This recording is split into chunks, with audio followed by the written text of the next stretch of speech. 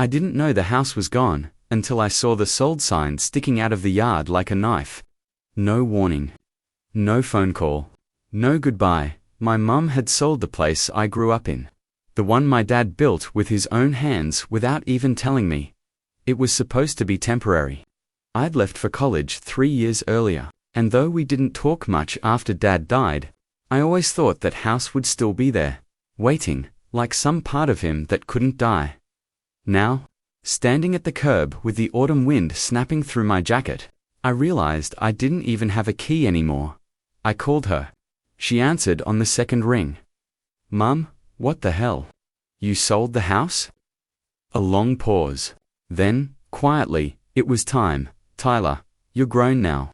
We both need a fresh start." A fresh start? I stared at the window of my old bedroom, the one where Dad taught me how to draw blueprints, where he'd say, "Every home tells a story. Ty, build one you'll want to remember." "Mum," I said, trying to keep my voice steady, "that house was our story." But she didn't answer. The line went dead. I don't know what made me do it, but I parked across the street and waited until the sun dipped behind the trees. The new owners wouldn't move in for another week. According to the realtor listing I'd found online, when it was dark enough, I slipped around the side gate. Every step across that overgrown lawn felt like walking through a memory. Dad grilling burgers on the deck. Mum shouting for me to clean my muddy shoes. The smell of cedar after rain. Inside, the air was stale and cold. Furniture gone. Walls bare. Just echoes of a life boxed up and erased. But when I reached the attic stairs, something stopped me. There was a faint hum coming from above, a sound that didn't belong in an empty house, almost like a soft, steady vibration. I climbed up, one creaking step at a time. The beam of my phone light cutting through the dust. At the top, I froze. In the corner, under the slanted roof, sat a wooden trunk I'd never seen before, rolled, carved with my father's initials, and beside it, a note taped to the lid in my mother's handwriting. "Don't open this, promise me." Before we continue, please subscribe to the channel and write in the comments about which country you're watching this video from. Enjoy the story. But I'd already broken too many promises that night, and something about that hum told me whatever was inside that trunk wasn't meant to stay buried. I stared at the note until the words blurred. "Don't open this, promise me." But the attic was silent now. The strange hum had stopped the moment I stepped closer, like it knew I was there. Dust floated through the beam of my flashlight, tiny ghosts swirling in the stale air. My hands shook as I brushed the dust off the trunk. It wasn't like anything I remembered from the house. My dad's initials were carved deep into the wood RJB, and the lock was old, iron, and rusted. Someone had wrapped a thin wire around it, as if trying to keep it closed long after the key was gone. I hesitated. Mum's warning ran through my head, but curiosity is louder than fear. Always has been. I untwisted the wire. The trunk creaked as it opened, releasing a puff of cold, dry air. Inside were 3 things: a faded photograph of my parents, a small black box, and a folded piece of paper covered in my father's handwriting. The paper came first. It was a letter. "If you're reading this, it means I didn't make it back in time. The house isn't safe, Tyler. What I built under it's what I found was never supposed to exist. Your mother knows. She's protecting you the only way she can." My heart stopped. I read the lines over and over. My father had been an architect, not some secret agent or conspiracy theorist. What could he have possibly meant? Beneath the letter was the black box. It was heavier than it looked, metal, with strange symbols etched along the sides. When I tried to open it, it didn't budge. But as soon as my fingers brushed a small engraving near the hinge, that hum came back. Low, mechanical, alive. I dropped it, heart pounding. The box hit the floor and rolled into the corner, humming louder now, vibrating against the wood. The attic light flickered once, then died. I whispered into the dark, feeling stupid even as I said it. "What did you do?" Something shifted in the shadows. A faint thud came from below, like a door closing somewhere downstairs. Then another. Footsteps. I froze, listening. Mum. It couldn't be. She was 2 states away, or so I thought. The footsteps grew louder, deliberate. Someone else was in the house. I turned off my phone's light and crouched behind a beam, clutching the letter to my chest. The hum from the box seemed to pulse in rhythm with my heartbeat. The footsteps reached the attic stairs. One creak. Then another dot, my breath hitched. A silhouette appeared in the stairwell, tall, unmoving. For a long moment, neither of us did anything. Then a soft, familiar voice broke the silence. "I told you not to open it." It was my mother. But her voice wasn't angry, it was scared. And behind her, at the bottom of the stairs, something was still moving. "Mum." My voice cracked through the dark. She looked pale, older than I remembered, her hands trembling on the attic railing. "Tyler," she whispered, "please step away from the trunk." "What is this?" I held up the letter, my flashlight beam shaking. "Dad wrote this. He said he found something under the house." "What does that mean?" Her eyes darted to the corner where the black box still hummed softly, vibrating against the floorboards. "You shouldn't have touched that," she said, voice breaking. "It wasn't supposed to wake up again." "Wake up?" "Mum, it's a box. What are you talking about?" She didn't answer.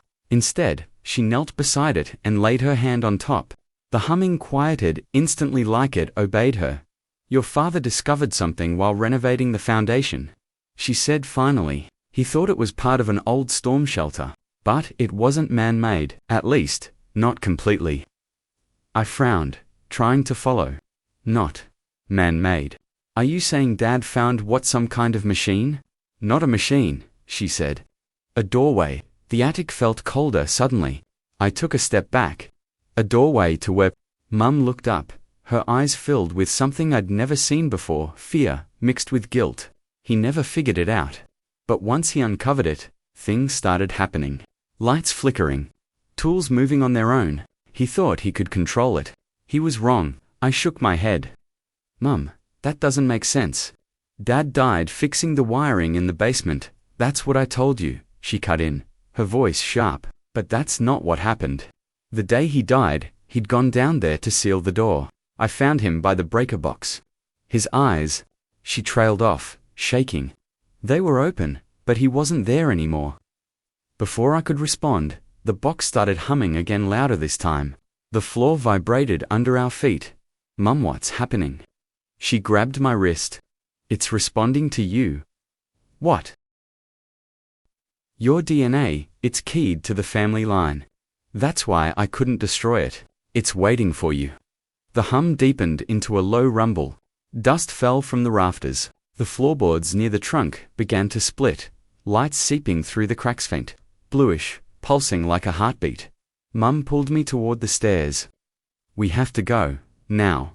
But before we reached them, a sharp crack split the air, and the trunk flew open on its own.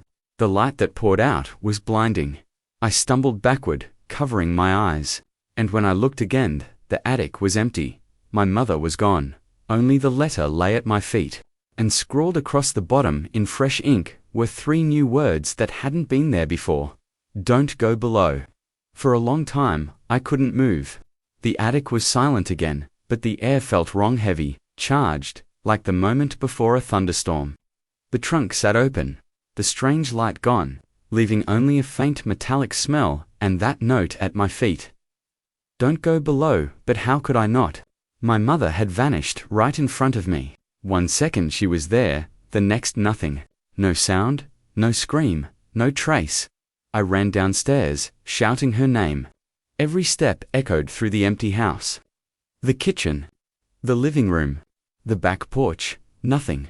She was gone. Then, standing in the middle of the floor, I heard it again, that same low hum. It was coming from below me this time. The basement. My chest tightened as I made my way toward the door that led down. The knob was cold to the touch, colder than it should have been. When I opened it, a rush of air spilled out, damp and stale, like the earth had been waiting too long to breathe. Each step down creaked beneath my weight.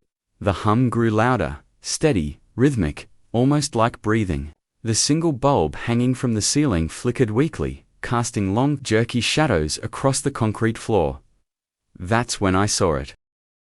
In the far corner, half hidden behind the old furnace, a patch of the wall was different, smoother, newer, like someone had rebuilt it, and in the center was a faint outline of a door, one that wasn't there before. I pressed my palm against it. It vibrated softly beneath my skin, the same strange pulse as the box upstairs. "Mum," I whispered. My voice trembled. "Can you hear me?" Nothing. Then, without warning, the outline began to glow, thin lines of blue, tracing its edges until the whole shape shimmered like liquid glass. A whisper filled the room, so soft I almost thought I imagined it. "He opened it once. Now it's your turn." I stumbled backward, heart pounding. The words hadn't come from behind me, they'd come from inside the wall. Before I could react, the light brightened, and the door began to move. Slowly, silently, it slid open. A wave of cold air rushed out, and behind it, darkness. Not the kind you get from lack of light, this was thicker, heavier. A darkness that seemed alive. I held my flashlight out, but the beam barely pierced it. I could see the faint outline of a staircase leading down, cut into the dirt itself. Something inside me screamed to run. But another voice, a quieter, colder one, said, "If Mum's in there, you can't leave her." I took a step toward the doorway. The air hummed louder, vibrating through my bones. Then another step, and another dot at the top of the stairs. I turned once, looking back at the house I'd grown up in. Every shadow seemed to lean toward me, watching. Then I descended into the dark, not knowing if I was following my mother, or my father's last mistake. The air grew colder with every step I took down that earthen staircase. My flashlight flickered, its beam cutting through the dark just enough to reveal walls that pulsed faintly like veins under skin. The hum that had followed me since the attic was now a steady rhythm, echoing in time with my heartbeat. I don't know how long I descended. Time lost its shape down there. The deeper I went, the stronger the air vibrated, until it wasn't sound anymore, it was a feeling. Like standing inside a heartbeat too big to belong to anything human. At the bottom, the stairs opened into a wide chamber. The walls were smooth, metallic, yet covered in symbols that looked half mechanical, half organic-like. Something had grown out of the earth and swallowed the machinery whole. In the center of the room stood a column of light, suspended in the air, floating. And inside that light was my mother, Mum. My voice cracked as I rushed forward, but the moment I got close, the light flared, forcing me back. Her eyes were open, but she wasn't looking at me. She was staring through me, her face calm, almost peaceful. Then, her voice quiet, distant code through the chamber. "Tyler, you shouldn't have come." I froze. Her lips hadn't moved. "What is this place?" I asked, my voice trembling. "What did Dad find?" She blinked slowly, the glow around her brightening. "He thought it was a power source.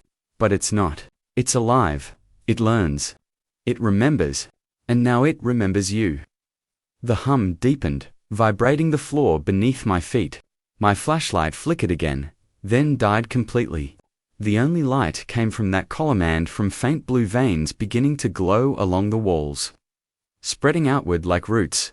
"Mum, how do I shut it down?" I yelled. "How do I get you out?" "You can't," she said softly. "It doesn't want to be shut down." Something moved in the darkness behind MIA's shape, tall and wrong, unfolding itself from the shadows. My father's voice filled the room then, faint but unmistakable.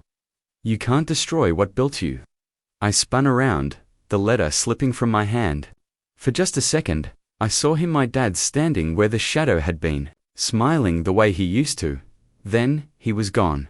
The light pulsed, brighter, faster. The hum became a roar. The walls began to collapse inward, the air thick and electric. My mother's voice broke through the noise one last time. "Go, Tyler, before it takes you to—" I turned and ran up the staircase, the floor trembling beneath my feet. Behind me, the light grew blinding. When I reached the basement, I slammed the hidden door shut just as the ground shook violently, then everything went still. Silence. I stumbled outside, gasping for air. The house stood quiet under the moonlight, as if nothing had happened. But when I looked back at the basement windows, a faint blue glow seeped through the cracks. Pulsing gently, I never saw my mother again. 2 weeks later, the house was gone burned to the ground in what the police called an electrical fire. But some nights, when I close my eyes, I still hear that hum. Patient, waiting. And sometimes, when I walk past an old radio, or a power line buzzes too loud, I swear I can hear my mother's voice in the static. It remembers you. If this story gave you chills, give it a like, share it with someone who loves suspense, and don't forget to subscribe for more stories that remind you some secrets aren't buried beneath us. They're waiting for us to come home.